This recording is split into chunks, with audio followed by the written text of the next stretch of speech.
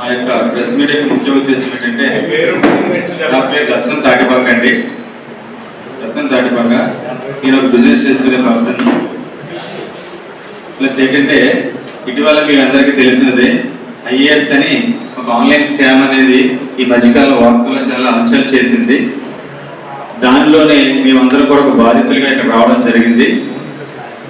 ఏమిటంటే, ఒక 2100, 5500, 18300 ఇలా కట్టుకుని ఉంటే ఒక లైక్, సబ్స్క్రైబ్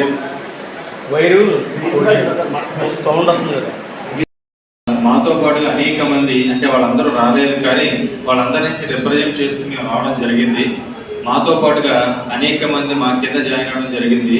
ఈ యొక్క ఐఏఎస్ అనే ఆన్లైన్ స్కామ్లో జాయిన్ అయ్యి, అంటే మాకు వ్యాలెట్లో ఇంత వస్తుందని చూపిస్తున్నారు తప్ప ఈ వ్యాలెట్లో ఉన్నటువంటి డబ్బులు విత్డ్రాల్ పెట్టినప్పుడు కూడా ఎవరికి కూడా ₹1 అనేది మా అకౌంట్లో పడడం జరగలేదు.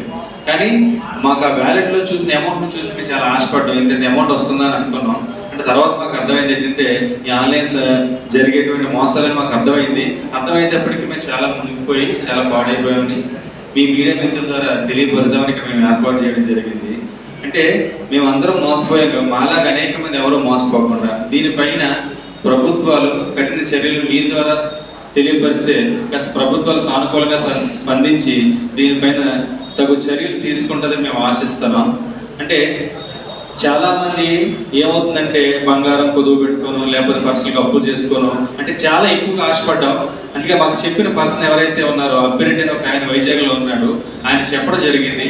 ఆయనకి కూడా మంచి ఇన్కమే రావడం జరిగింది. ఆయన వచ్చిన ఇన్కమ్ మనకి అకౌంట్లో చూపించడం వల్ల మేము ఆశపడ్డాం.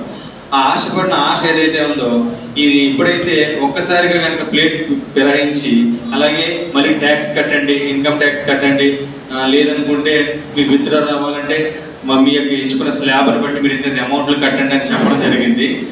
ఏది చెప్పినప్పుడు కూడా అది కూడా ఒక ట్రైల్ వేద్దామని చెప్పేసి నలుగురు కలిసి ఒక ట్యాక్స్ రూపంలో కట్టడం జరిగింది. విత్డ్రాలు పెట్టుకోమన్నారు, మళ్ళీ విత్డ్రాలు పెట్టాం. విత్డ్రాల్ సక్సెస్ అని వచ్చింది తప్ప మా అకౌంట్లో అమౌంట్ అనేది అయితే క్రెడిట్ కాలేదు. అంటే ఇలాగ మేము మేము ఈ విధంగా మోసపోయామని తెలియపరచుకోవడం కోసం మీ అందరి ద్వారా ప్రభుత్వాన్ని విన్నవించుకోవడం కోసం మా యొక్క ముఖ్య ఉద్దేశము.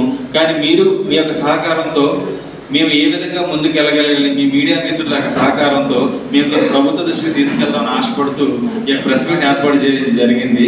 దీనికి మీరు అందరూ సహకరిస్తారని హృదయపూర్వక మీ అందరికి కూడా